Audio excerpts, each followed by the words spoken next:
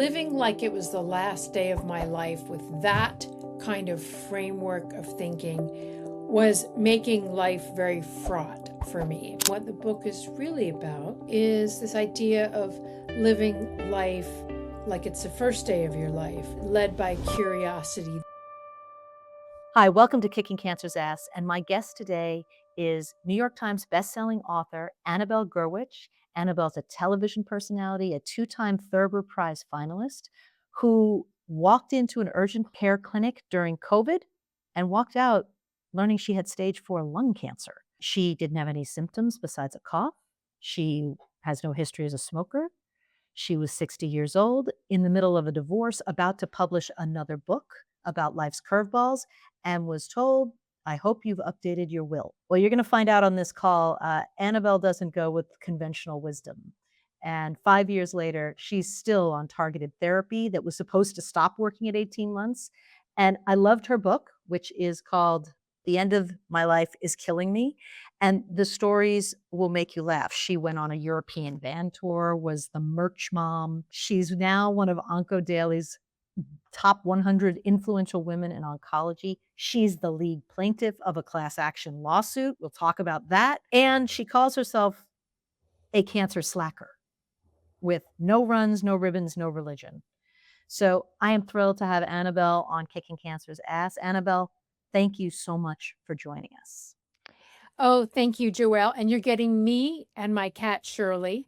Just if you hear, she just will not be denied coming into my office. So if you see me reaching my hand out to pet a little furry thing, that's my cat, who I got not long after my diagnosis and has been a really great companion. And thanks for having me on the show. You wrote about two cats. I seem to Yes, remember. Betty as well, Shirley and Betty. It's like I'm living with 2 old broads, and, I don't know where Betty is, but Shirley is my constant companion. Yeah, I What really a enjoyed. We lost our dog in January, but she was with us and with me all through my treatment. And Mhm. I think, particularly us empty nesters, it's really nice to have creatures with you and. Well, the funny thing is of course, I always try to work my cats into any story, so I was like, "How am I gonna get my cats into this book about, living in with long-term treatment and what that does to your life?" And actually, the way that they figure into this book is actually really important to for me to talk about in this context because I include the story of adopting these cats when they were kittens because it's an example of how when you're going through cancer treatment or really anything difficult, but in particular um, to this story is how the existential dread of dealing with the treatment and this diagnosis and prognosis was affecting every decision in my life. And so to adopt these kittens, this cat rescuer wanted me to sign a contract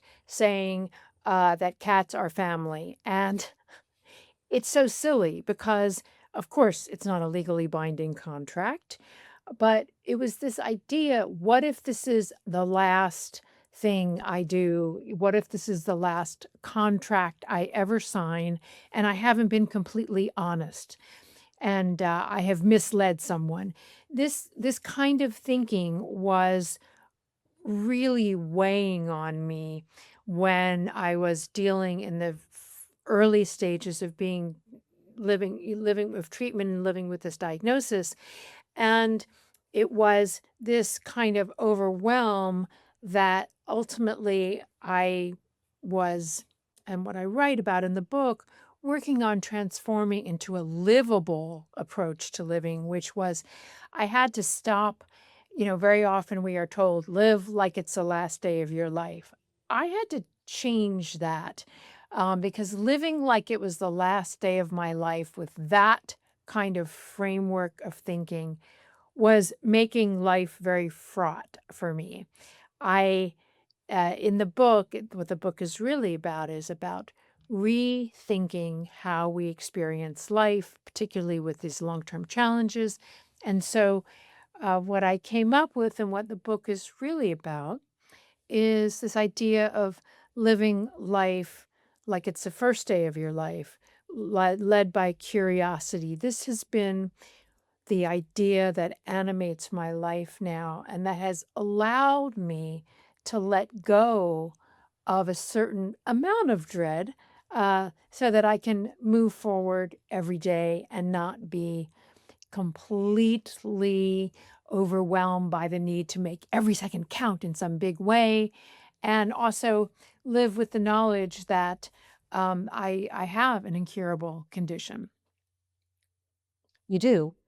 And I think that rejection of live each day like you were dying, you did it as a survival mechanism, rejected it because it was fraught.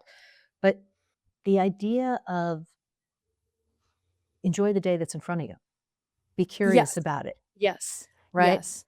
Yes. Also, it's a very subtle thing, but I think it is in the nuances that we find resilience and we find strategies for living. And for me, what the limitation was in this idea of live every day like it's your last day, this has the assumption that you know what you like and you will go and look and find that. And to a certain extent, that can be true at a certain point in life. We feel we know what we like and what is comforting to us. But that had a limitation for me because sometimes those things are not available to us, either because of finances or health constraints. And so, this idea of saying, and opening up a curiosity for what could be interesting or what could be something that gives me joy.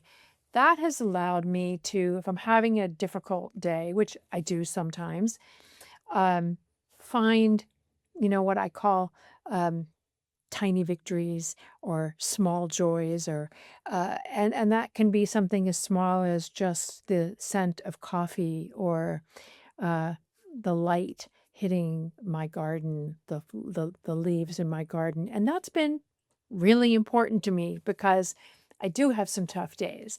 And um, prior to this diagnosis, I really wasn't a person who was attuned to that kind of thing. I was really more the big gesture person. So this has been a real reframing for me, and this is why I felt I had to write the book. There's been as we know, there's a whole canon of how do we live through cancer books, and that for me was really the compelling reason why I felt I needed to publish. Well, I think it's a great book. And what you're talking about, these small joys, I uh, I went through a treatable form of cancer about Yeah. 3 years Yeah. ago, and I wanted to do it differently than I had seen so Mhm. many family members do it. Yeah. And this idea of small joys. So everybody asks you when you say you have cancer, what can I do? And often the answer Yeah. is like nothing. But Right. but Right. but because and it came from parenting. My adult children were going back to Mm. college and wanted to know what can I do? And again, they really can't do anything. But I gave one of them the idea of for every infusion, because I did chemo, write me a Mhm. letter that I'll open at the infusion center. And it'll be 5 minutes of digital chocolate, right? Oh, Just I love that. right. And so I love I that. ended up creating like hundreds of these because people would say, what can I do? I'm like, oh, send me a text. What can I do? Oh, pictures of your dog. Like, just send me Right. something that gives me Right. 1 second of a smile. That's all it has to be. This And it Yes. Oh, turns I out, love that. I yeah, love that. I Yeah. call them happiness tripwires. Uh-huh. I have a TEDx talk that I'm doing on it I in the end of the I month. call it, IV drip of joy. Perfect. It's the same idea, but it's Yep. actually biological. Like it is releasing dopamine, serotonin, and Yep. oxytocin, Yes. and they Yes. make you feel better, but they boost your immune system. It's like the Right. most amazing And thing. it's doable. Totally. If we live with, the sort of bucket list ideas, first of all, Those can be really exhausting. We don't necessarily have the energy for that. But that also has, an impediment to it that is not realizable for Mhm. everyone. And I need a way of keeping myself going that I actually can achieve. Mhm. And so really recalibrating to this notion of where do we place our attention and what do we consider um, resilience building. One of the things I write about in the book is about this what is being called this regular calendaring of friends, which has gotten a lot of attention. Actually, not to do with my writing about Mhm. it, but it's something that people started to write about that I realized, oh, I was doing this using this German word Stammtisch, which means regulars table at a bar, to I love it. reinforce this idea that instead of waiting for occasions like a birthday, an anniversary, or we'll get together next month, having these regular dates with friends when people say, "What can I do?" Perfect. This is one of those things. Is I have several groups of friends, and we were making at different times, and I still have one of these is still going. We get together every 3 to 4 weeks on Sundays, and we're Sunday friends, is what we call it's just three of us. And just knowing that I have that coming up, and just by the way, this is something that you could look to as, people do who are involved in churches, but not everyone has that kind of community. And so that is available to you, even if that's not your life. So my friends will come over. We have tea and sympathy or coffee and pastries. And we get together, and knowing that this is something that is in my future, that this is coming up, that's not like, we're going to take that trip to France, which is fantastic. And I have taken a trip to France during this time, Mhm. but I can't do that every couple weeks. And I need happiness on a regular basis. And so this is definitely something that I am writing the stories. My book is not a self help book, but I do offer this with the idea of an invitation that this is something that is achievable and is something for other people to do as well. I agree. I tell people there's a chapter of my book, chapter 16, it's lists of things you can do that are little. Yes, I Um, love that. I right? love that. Just happiness tripwires are available to everyone, and I wish it didn't take cancer for us to notice them, but, it does. It takes a crisis for us to slow down enough to say, "I actually wanna stare at a hummingbird for a minute." Yeah, yes, it's true. It's true. You wish it didn't happen in that way, but everything can be an opportunity. And Mhm. then I was listening to a program the other day about things that happen during crisis. Then, I think one of the big challenges that I have faced, it's funny, I was doing an event with my friend Bob Odenkirk from Better Call Saul and Breaking Bad. And, he'd had a heart attack on the set of the show. And he said, afterwards, there were 3 months, when he just found life to be exquisite every single moment, and he said, "So have you lost that, 5 years in?" And I said, no, but it is a practice. Mhm. It is something that I do practice, this attention, this p where I'm paying attention, and returning, yes, Shirley, my cat is affirming this, Yes. Go and one of Shirley. the things that gives me joy is my cats, but, I don't necessarily wake up in the morning and say, "I'm gonna just find some little joy." I have to remind myself, and I think that is just human nature, is that Well, we can, particularly when stressed, fall into patterns that are less than healthy. But then when we say what's healthy and not healthy, everyone has their own metric in terms of their psychology. And one of the things, though, that I do feel really strongly about, and one of the things I've taken the opportunity to do with this book coming out, is to remind people that I am made of pharmaceuticals, caffeine, and emergency chocolate. I have not given up sugar because this idea that cancer is driven by sugar is not true.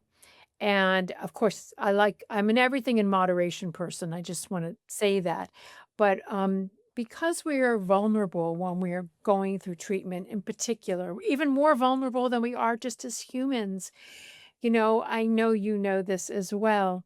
Um, People can become really fearful and um, I know that myself, and superstitious, and our internet gives us a confirmation bias, and you can find yourself in a world that tells you things that aren't scientifically based. And so one of the things I've been doing with this opportunity of the book is reminding people to really look to vetted science when we are in this vulnerable position, because this is how that notion, for instance, that sugar is driving cancer's growth has become a really big myth. And, if I didn't have my emergency chocolate sometimes, it just would be really sad for me. Well, and everything in moderation, right? There's if all you ate was chocolate, it wouldn't Yeah. be the cancer that'd kill you. You'd be sick because that's not enough Yeah. nourishment. But Yes. if a touch of chocolate, actual chocolate, gives you a moment of joy, have a touch of chocolate. It's okay, right? Yes. Unless your doctor tells you for some reason it's not, I just want to make that clear. But Exactly. of course, it's just this, there is this other side of this uh, world that we live in. And when you're Mhm. in cancer land, there are a lot of superstitions, and there are also um, there's a lot of exposure to things that aren't vetted science. And Right. this is upsetting to me. Right now we're living in a time where there's a lot of distrust of the medical establishment and science. And healthy skepticism is what I've based my life on. But then we also have to be skeptical of big wellness, which is actually a billion-dollar industry. And I More. find it really upsetting because I feel like people going through treatment, I have a lot of tribes and chosen family in this world. I was a theater kid. I worked in theater for years. I'm part of artist communities. That's my people.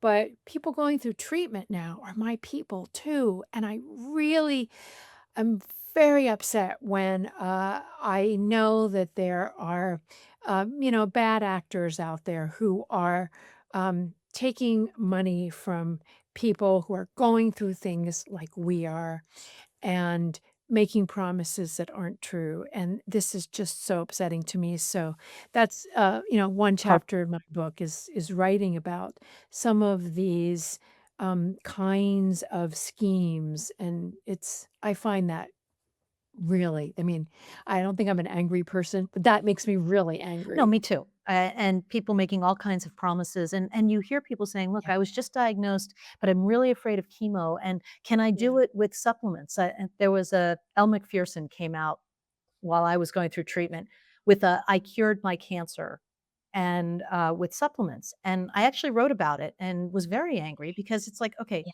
first off, I'm glad she's cancer free. Great. Yep. Not mad at Great. her for being alive. Um, Right. and she had a lumpectomy. She decided not to have prophylactic chemotherapy. Okay, Yeah. that's okay. Right. Like, that's a choice, and Yeah. doctors, medical teams will talk about these are the Yes. risks. But the lumpectomy removed the cancer. Like, Yes. that's how that went away. And Yeah. then you haven't had a recurrence, which is wonderful. But that's not curing your cancer. Live Yes. healthy. Like, I also, Yes. I also just by the way, you can get a second cancer, and I did, and I had a lumpectomy, right. and I did not do chemo. The reason I didn't do chemo and radiation, this is because my doctors and I, we decided that, in my case, I didn't need to do that. Also, we wanted to preserve, um, Chemo. my, chest cavity for future lung cancer treatments, should those be needed Mhm. in terms of radiation. I did not take supplements, and I am, breast cancer free. So Yay. it's really upsetting Mhm. when we hear these stories that correlation, causation, these are two different things. And particularly people who have a big platform, when you hear that being used in that way, that is unfortunate. So there is stuff that's come out in the scientific community about Mhm. exercise and Yes. exercise reducing the Yes. rate of recurrence and Yes. exercise improving response to treatment. And Right. I want to see people who have a big platform like get out there and say it's 150 minutes a week of exercise. That's what reduces your risk Yeah. of recurrence and that's what improves your response to treatment because that's the Yeah. science. That, I mean, I am a very dedicated to exercising. I hike every day. Now, when I say, no runs, no ribbon, no religion, what I mean by that is um, those were three things that I felt were just sort of Thrust upon you. that's exactly the phrase I was going to use, when I was diagnosed. Oh, immediately, you're gonna run a marathon. I never wanted to run a marathon before I had cancer. Don't wanna run one now. Now, anyone who wants to run a marathon, fantastic, particularly fundraising runs, those are great. The reason I say that, though, is because it's sort of the same idea with the cancer slacker. I wanted to do this for myself and for other people, invite all of us to not feel obligated to something I call performative wellness. The idea that there is a particular thing you have to do immediately. You get cancer, you go for a run, you wear a ribbon, and people will pray for you. If any or all of those things work great, I mean, work for you psychologically, fantastic. Do that. Do exactly that. In fact, I have many friends who love all those things, and I highly encourage that if that makes you feel great.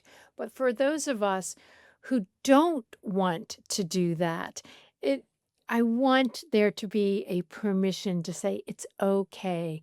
You can do things in the way that makes you feel best. So I did celebrate my birthday, which was also my cancerversary, for 1 year in treatment at the New York Marathon. I was on the sidelines drinking a latte and having a croissant. It was fantastic. I Wonderful. cheered people on. I did not run, and it was a really celebratory day. So for me, this is just a way of saying do what gives you a sense of either empowerment or of joy. And Mhm. the cancer slacker thing, I wanna just Go. drill down on that for a moment, All right. be Catherine Hepburn. So my idea is something which may stretch the bounds of what people understand as the word slacker. So, the reason why I came up with the phrase cancer slacker was yes, in opposition to the phrase cancer warrior. First of all, again, if you feel that identifying as a cancer warrior is good for your brain, do that. Mhm. For me, the phrase cancer warrior, first of all, I felt like a fraud when people would call me that for a number of reasons. One was that I don't feel like a warrior or brave every day. And again, this idea of an invitation to myself and to others to be just as human as possible and not ask myself something of myself that I didn't feel I was capable of living up to. And so giving myself permission to identify as a cancer slacker for me was a way of being kind to myself to say, you know what? Uh, Today, I just don't feel like I'm a warrior. I am just going to rest or just whatever it is to not feel like I'm obligated to tell or show people that I'm brave or fighting. And this kind of language for me as well did something for me that it may not do for other people, but this idea of fighting and battling, that language reinforced an idea that my body was betraying me and that I was fighting something in my body. And for me, having language that is kinder and gentler makes me not feel so much like I'm in a battle with my own body. Because as we know, cancer are cells that have gone wonky, gone rogue, and are doing things. We need to get them back in line. And I just didn't want to feel, for me, I didn't want to feel like I hated my body. That was sort of an impediment for me for feeling good. Now, all this being said, I've been on a targeted treatment for 5 years now. I haven't gone through really difficult physical pain. Maybe if that was my experience, I would feel I needed that language. Um, but since that has not been my experience, the idea of a slacker is empowering to me. There's also one other aspect of this that's actually really serious about this idea of being a cancer slacker. And that is that when I did start on the treatment that I'm on, I started at a higher dosage. And now there are many oncologists, there are as many approaches as there are oncologists. These targeted treatments, which turn off, as many people who are watching this and listening to this will know, they turn off one gene driving the cancer. These are oncogene driven cancers. Some of them are breast cancers, some are lung cancers, brain cancer, brain tumors have been identified to be treatable through these kinds of targeted therapies, which will potentially ultimately be how most first line treatments go for cancers. This is a great promise. This is really an advancement in the science. One of the difficulties, though, is figuring out what dosage is tolerable. These drugs, even though it's one pill a day, it's not chemo or radiation, it doesn't have the same toxicities. They can still have tremendous toxicities. And that's what happened when I got on my targeted treatment. There were days when I spent more time asleep than awake, and there were days when I couldn't leave the bathroom. It was unlivable for me. I couldn't tolerate the dosage. This is when I was first diagnosed, and I had this cancer warrior in mind, and I did not want to tell my doctor that my dosage wasn't tolerable because I hadn't been told that at a lower dose, the drugs might be effective. Again, this is just different approaches oncologists have towards some tell you, some don't tell you that you can adjust this dosage. I felt um, that I was failing Mhm. as a patient by not being able to tolerate this dosage. This idea that I had to fight and be a warrior and stick to this. It wasn't until a day when my adult son, who had graduated from college, found me passed out in front of the commode in the bathroom that I realized um, this is not tolerable. This isn't living. It took months of suffering trying to do this before I said, I can't tolerate this medication. I was really terrified. It was then that I learned that this is something many people go through and that toxicities are underreported, as Dr. Nargis Flores at um, Mass General. No, she's at Harvard, and she at Mass General. Mass General. Um, yeah, as what something she said to me is that when I later became an advocacy, she said, "Patients think that they have to suffer, and we can help them." I didn't know that these toxicities were underreported because people feel they have to be a warrior. Mhm. I was able to reduce the dose. I've been on half the recommended dosage for 5 years, stability. I still have side effects, but they are tolerable for the most part. I have s- really, it's been amazing. But that definition, that way of identifying, proved to be a limitation for me in getting the care I needed. So, this cancer slacker idea is also a way of introducing to our community the idea that um, we don't have to suffer unnecessarily without and feel ashamed of that. So there's a serious element to Mhm. this that might not, be recognized at first when you hear, "Oh, cancer slacker," which I did mean to be funny as well. And then there's one more thing, which Mhm. is an aspirational idea.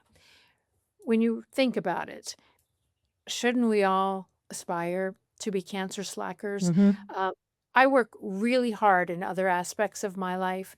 This is one thing I'd like to not have to work hard at. And I think that is the goal of science and treatment, is that one day we could all be cancer slackers until there's a cure for all cancers. I love that. And, it's interesting. I had Dr. Andrea DeCensi on a few months Mhm. ago, and Mm. what he is the scientist, the researcher and doctor who moved to baby tamoxifen, Oh, which for women who have to take tamoxifen, over 70% of them can't for 5 years because of side effects, right? And right. they don't tell people, I'm miserable. I can't sleep. I can't Yes. think. I can't have Yes. sex. Like they're Yes. miserable. And what he said is the way the regulatory agencies, and we'll just use the Yes. FDA for the US, but he's in Europe, he said they want to look for safety. So they're looking for max tolerable. Yes. Nobody researches minimum effective. So, Yes. you Yes, know there's a number of, patient advocacy groups, including one founded by breast cancer survivors called The Right Dose, Mhm. and their focus is on moving the metric from, um, maximum, from exactly what you just Max said, tolerable for safety. max tolerable versus, what is the minimum Right. effectiveness dosage. And, also one thing to remember, not in terms of breast cancer, although, males get breast cancer, as we know as well. Very often, drugs are tested in greater, On men. amounts on men, Right. which can really affect the dosaging of and the measurements of these toxicities as well. So And it's actually one of the most important things, because if we're not doing this, if we're not pushing the science forward for treatments that are actually tolerable, what are we doing? And, right now in lung cancer, there's just been tremendous advancements. Um, some of them come with great toxicities. And so there's been um, a reluctance on some patient population to get really excited about some of the new drugs, because the toxicity is so great. And we wanna cheer everyone on, and, it's very exciting to see advancements, but they also have to be tolerable, or else well, is it quality of right. life? Measuring quality of life in the oncology world, in my experience, the metrics, are balancing overall survival versus quality of life. Which is your priority? And something between the 2. Well, and you do have to shed this warrior mentality that you Yes. can't tell people. I tell people, tell your doctors everything, track Yes. everything Yes. because you're not a doctor and there are patterns. I'll give you an example, way less severe than what you're talking about. But since I did go through chemo, they give you a Mhm. steroid as part of your chemo treatment. And Mhm. that's to boost your immune system. So it's a good thing. It turns out, uh, I was doing these happiness tripwires, your IV drip of joy, Mhm. and I seem to have a pretty good immune system. And so I was finding that by 4 o'clock after chemo, I was shaking, right? Like I actually needed THC, which I wasn't a user of, just so I Mhm. could sleep, right? Because I was shaking. Yeah. And I said something to my doctor, and she said, "Well, let's reduce the steroid." And she kept reducing it until I was at 1/8 of the original dose. Yeah. And that was Yeah. enough for my immune system. Might not be enough for someone else's immune system, but if Yes. you don't talk about it, they can't make adjustments. So you have to talk. Shared decision making.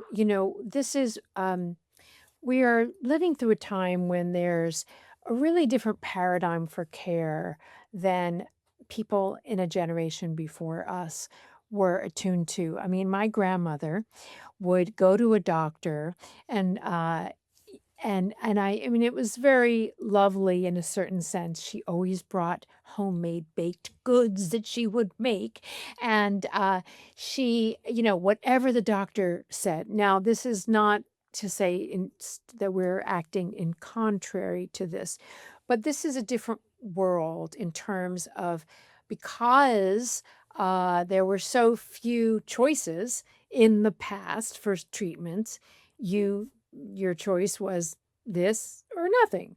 And now, as we know, as I call it, like the cereal aisle of choices of combination therapies, of neoadjuvant therapies. So, doing different lung cancer now is like you might have some radiation or do a targeted therapy before you have surgery. I mean, there's just so many combinations of things that depending upon your particular form of lung cancer, and also what you can tolerate, all these things have to be made in shared decision making. And um, helping patients to feel like they are participants in their care is a really important thing that we do in the community of people who are living with these new therapies. Because for some people, also people who feel they haven't had a lot of experience in the medical establishment, who feel underserved or marginalized, which includes women who have been systematically um, underbelieved in terms of symptoms. I mean, that's just a fact. That's not, I've had some experiences of that. I've also had great experiences with doctors of every kind. But to help people to see that they are participants is one of the most important things I think we can do as people who are sharing our experiences, to say that all of the care decisions that we make are done in concert with our doctors, led by my doctors and research, but trying to figure out what is workable for me. I've done things where I've changed time frames of testing or even treatments based upon my work schedule and travel schedule, which is really important to me. And I think that's uh, something that is can be surprising to people going through treatment. Oh, I could ask to accommodate that, and I think that if your doctor and care team aren't people who are doing that with you within parameters that make sense, obviously, um, that's something to really consider because it's really important that we prioritize our quality of life, I Well, think. and again, these things that bring you joy, right? So Yes. you want to go to the wedding, talk to your doctor about it. My Yes. I said to Yes. my doctors, My son is going to debut his collegiate baseball debut is going to be in Florida. I live in California. Can I go?" To which my doctor said, "Yeah, I don't see any reason why you can't in the middle of chemotherapy. Just don't miss." I had chemo every week. "Don't miss one." Like, "Okay." So I can leave on Thursday. I have to be back on Tuesday. And that was my band. And, Right, maybe wear right. a mask because, you're gonna be in Yeah, an airport. But that yeah. was it, like, and you have to ask. So I try to tell people, and my book is a little more how to, Mhm. because I'm not a New York Times multiple best-selling Oh. author, and it's okay. Everyone writes in a different way. It's all I good. like to write through stories. I think it's great. I think, everyone should use whatever platform they have, but what I try to convey to people is, like it or not, and it's okay to say not, you're the Mhm. quarterback. You have a team of doctors, and they are Yes. key, but the only person who cares deeply about all aspects of your life and your treatment is you. So Well, be a you know, voice. I think that, just to be really specific about that language, also, you have to let the care team know what's important to you. Different things are important to different people. Absolutely. So, one of the things that is really interesting about, and I find this just, I mean, this is on something that is um, so fantastic in terms of advancement of tolerabilities of treatments. Many people with lung cancer are working through their treatment. And this would have been impossible in the past. Your financial well-being is as important and your family's financial well-being is as important as your joy and happiness and your health.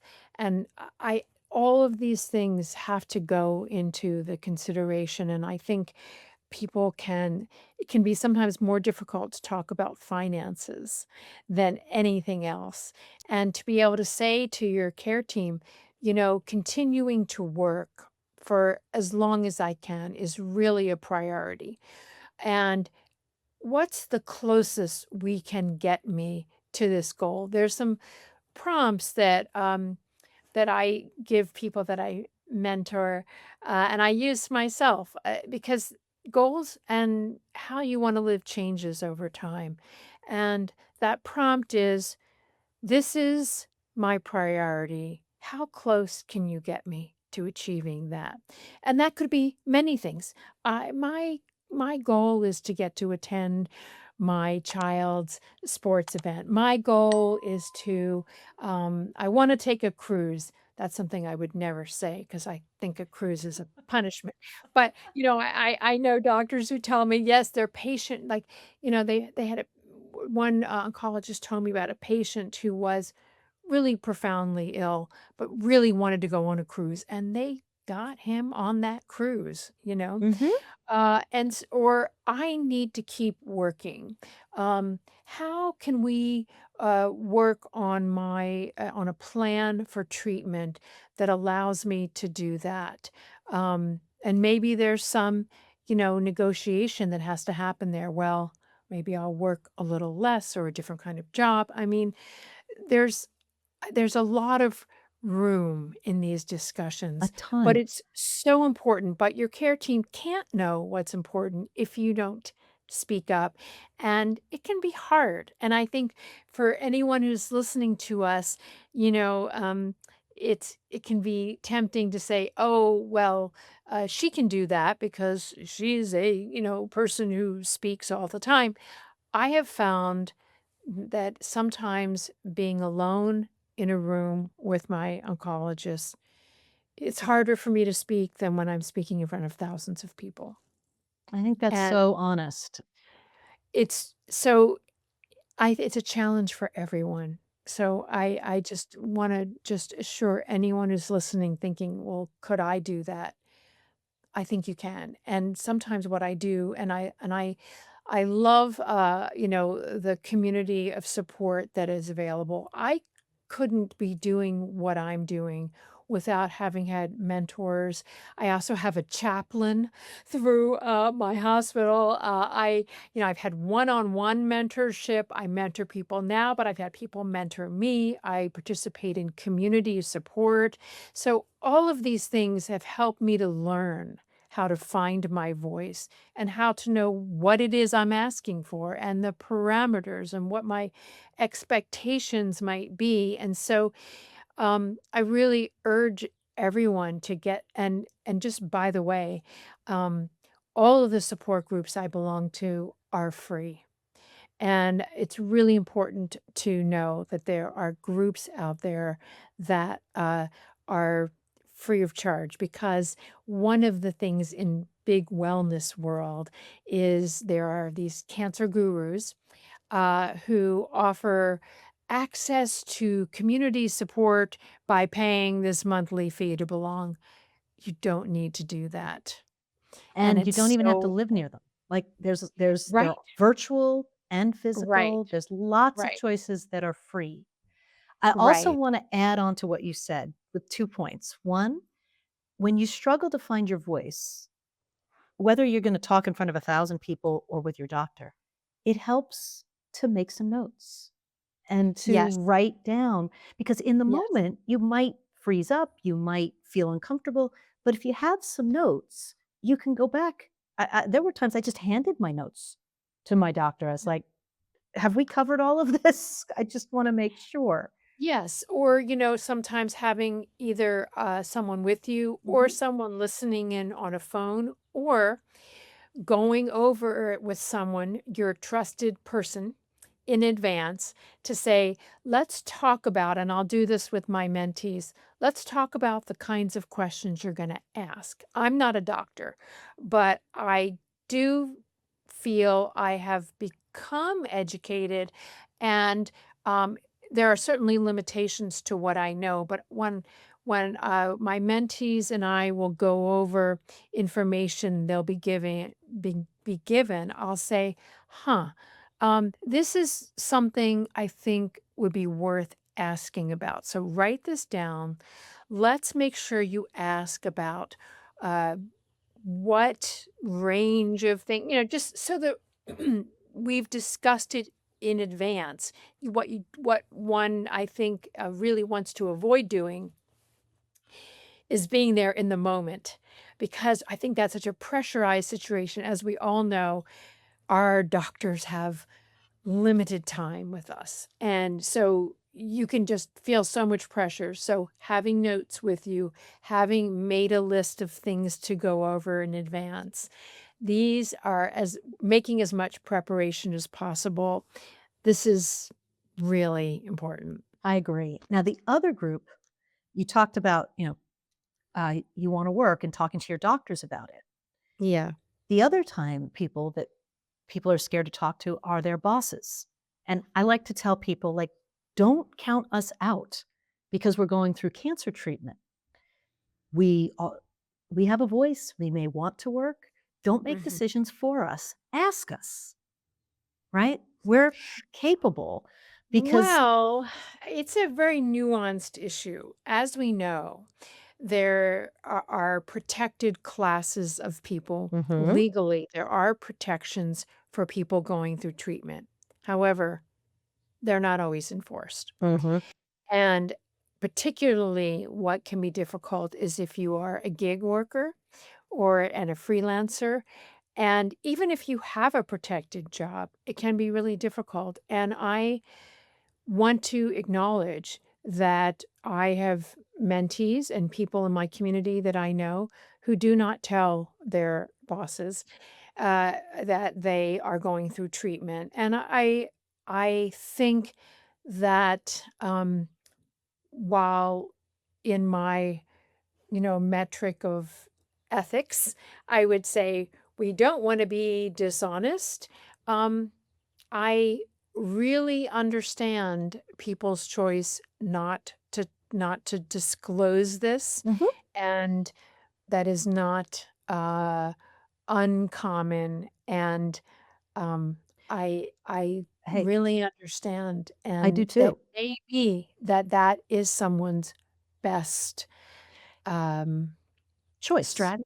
So I wasn't saying people should or should not Oh, tell their I know you bosses. weren't. Okay, I I just was wanna be really clear. Like, yeah, if yeah, your employee or someone who works with you trusts you and tells you this is going on, then have a dialogue. Don't make decisions for them. And if someone doesn't want to tell their employer or yeah. anybody, I know people who don't want to tell Yes. anyone. Like, Yes, you're the I one going do as through well. it. Yes. You choose who you want to tell Yeah. and why. Like, that's your body, your choice. Like, Yes, and it's really understandable, and I think it's, um it's unfortunate in the mhm, sense that we don't have a safety net in this country that, other countries do have. Some, Western countries, in particular, in, like, the EU, there are some stronger protections, and we don't have that in the United States, and I know people who've been really affected financially, and, I have just a tremendous compassion for people who do not wanna reveal that, likewise. and yeah, Yeah, I and agree with you. I wasn't thinking that you were saying that, I just wanted to I got it. affirm that, yeah. I got it. I want to be clear in case anyone Yes. heard and me saying that. Yes. Now you've talked about this targeted therapy, and this has Mhm. been a miracle for you, even at the lower dose. It's Mhm. outlasted. Mhm. And we've talked about financial toxicity. I want to ask you to talk about the lawsuit because these things converge because these targeted therapies are expensive. Mhm. And I, I first became aware of PBMs, pharmaceutical benefit managers, when I started taking these targeted therapies, which are amongst the most expensive medications out there. They uh, require a tremendous amount of investment Mhm. in order for R&D, research and development. But these pharmaceutical benefit managers, as I wrote about in the Washington Post, there are some companies who have decided that they can exploit what they consider to be a loophole in the Affordable Care Act by designating these medications, which are life saving, as non essential. Because they're not on the standard formulary, different rules apply. And these companies have decided for themselves that they can make the decisions that they can apply or choose not to apply the pharmaceutical assistant program benefits that are provided in many cases for patients, that they can apply those benefits to people's deductibles and out of pocket expenses. So, the best way to understand this, because many people don't even realize this is happening because it's so complicated to follow all the finances. You may be in the situation and not realize that your deductibles and your out of pocket maximums are being affected by this. And this is a class action suit. So, it's benefiting everyone who is, affected by this, not it's not about financial gain for me. Of course. So, the best way to explain this is to give a practical example. If my Aunt Polly was giving me $20,000 towards my, medication, uh, she would pay that money into my, insurance, and that would get applied towards my deductible and my out of pocket maximum. And that would save me money because uh, we all have many expenses that are unreimbursable. Uh, so so the same should be true by extension. If that's true, and Polly's contributions should be counted towards my deductible and out of pocket maximums, what's the difference if the pharmaceutical company has these patient assistance programs and they are giving, and what those do is they have a pool of money like my supposedly Aunt Polly of like $20,000 towards that. But that's not what these PBMs are doing. They are deciding not to count the money from patient assistance programs in some cases towards these deductibles and out of pocket maximums. So then the patient has to pay in again. That's what's called double dipping. And this gives more of the burden of cost to the patient. So, when I realized this was happening, I needed to write about it. And then I discovered there were over 80 patient support groups, including Susan B. Komen, Arthritis Foundation, HIV HEP, that were leading the charge to make these kinds of practices illegal. It's people can look up All Copays Count Coalition, and it's every major patient support group in the United States. The problem is that because we have moved away from federal policies in our American government right now, in about half the states in the country, this practice that is the what my class action suit addresses is already illegal, but it's not illegal in the other half of states. So, because this legislation has failed at at a national level, that's why there's the class action suit. I think the most important thing is always to try to change laws first and change policies before you go to a lawsuit. But we haven't been able to do that. And what's interesting is before this diagnosis, didn't really have a concept of what it meant, what the consequences could be when I heard the words, oh, we'll let individual states decide something.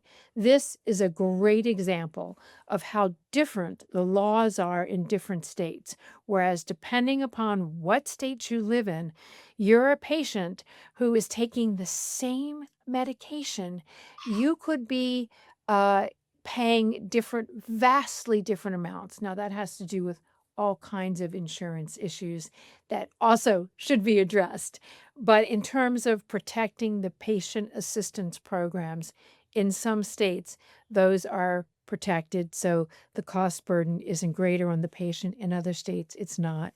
And that's exactly what this very specific lawsuit has to deal with, Well, has to do. Yeah.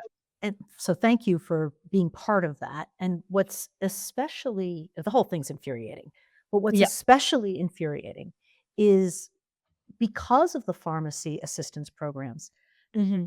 the pharmacy benefit manager is not paying more for the medication, right? They're not because you got the pharmacy benefit, No.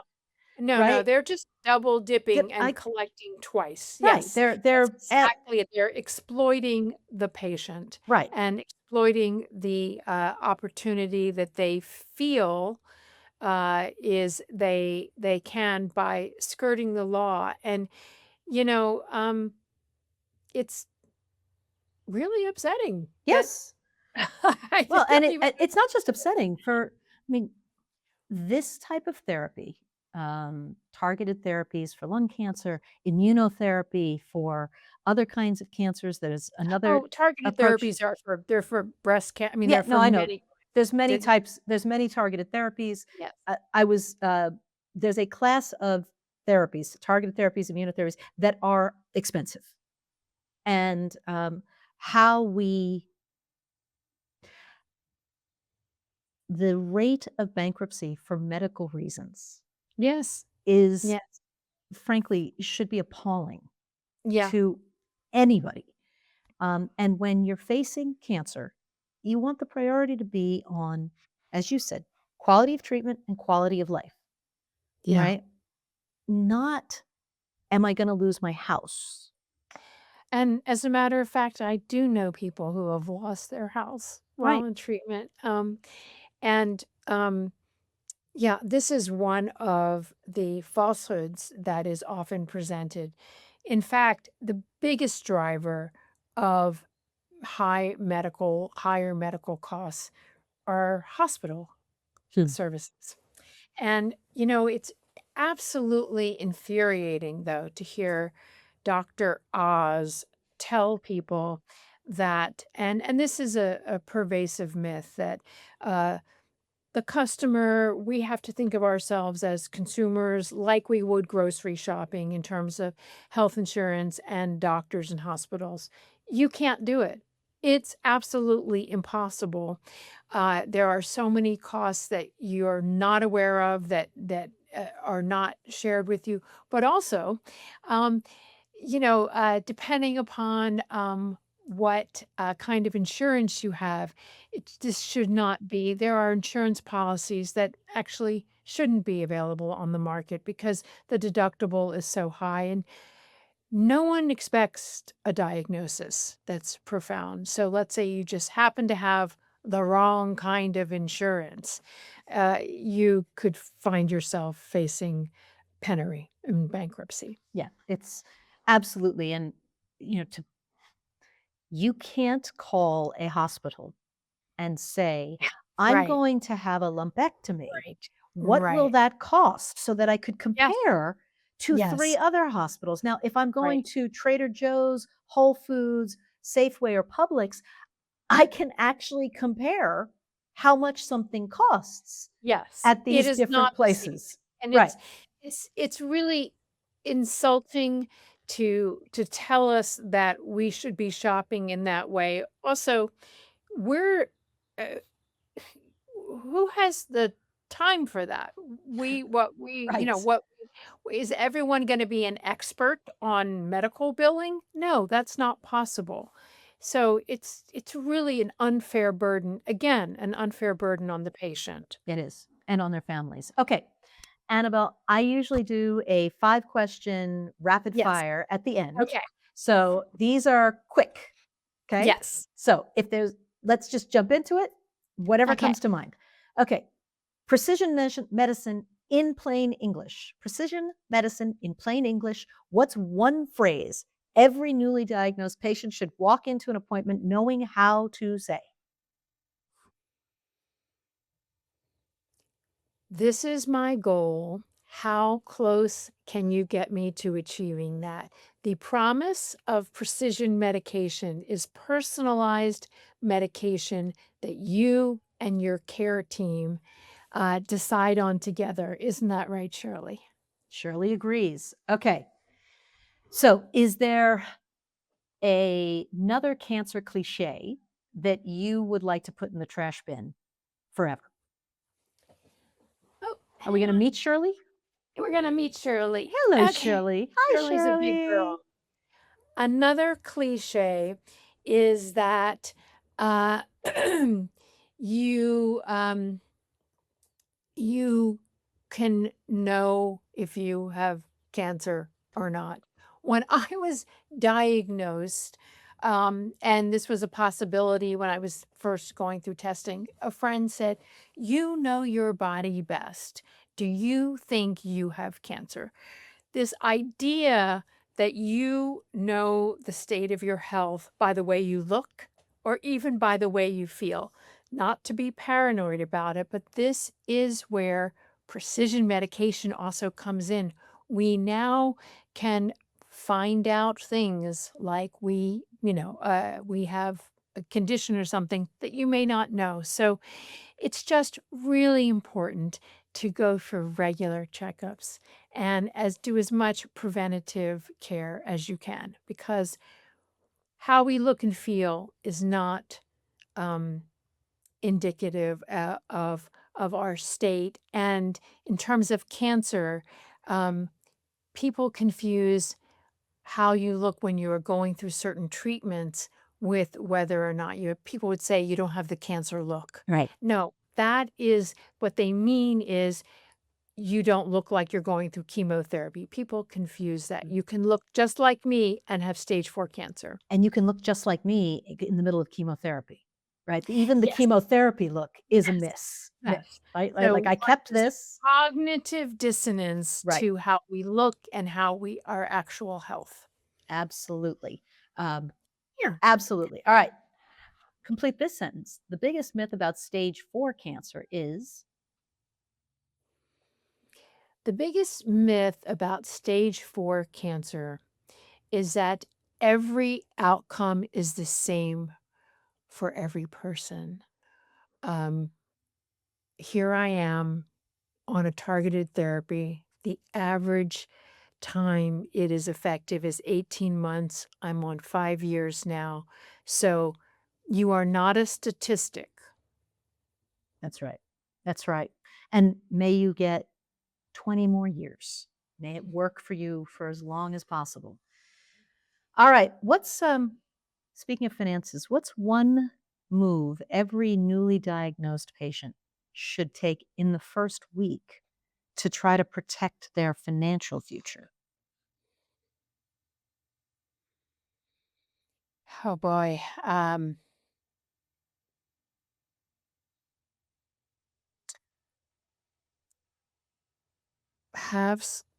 In the first week of diagnosis, if you have a family member who is good at looking at finances, try to have someone else in your life helping you. I lost track of things in the very beginning, and I had my car repossessed because I didn't realize that my automatic payments weren't coming out at first because I was so distracted getting treatment, which is very common. So if you can, have a trusted family member or friend just looking over, not I'm not saying to give them power of attorney, but just looking over your finances with you because you might not be as on top of it as you normally are. I think you could almost expect you probably won't be as on Right. top of things. There's a lot of information and change and emotions and obligations that come at you all at once. I think that's a Yeah. great piece of advice. Yeah. So, last question I ask every guest. Um, Yes. what is your advice for someone who wants to kick cancer's ass?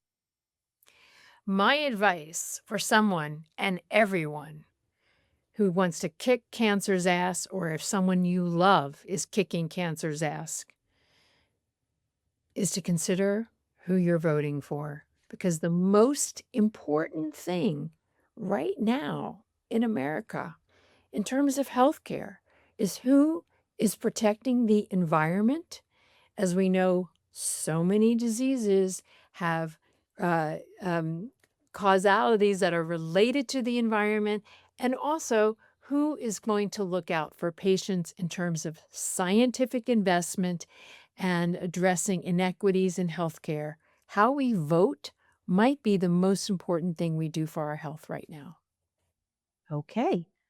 And that is a wrap. So, Annabelle, thank you for coming on Kicking Cancer's Ass. Oh, You thank you mentioned, for by the way, this. you, Yes. you can't feel that you have a cancer. I mean, look, with Yeah. breast cancer, sometimes you can feel a lump, but Right. I actually ended up doing an episode on cardio oncology because a Hmm. lot of chemotherapies are cardiotoxic. And Huh.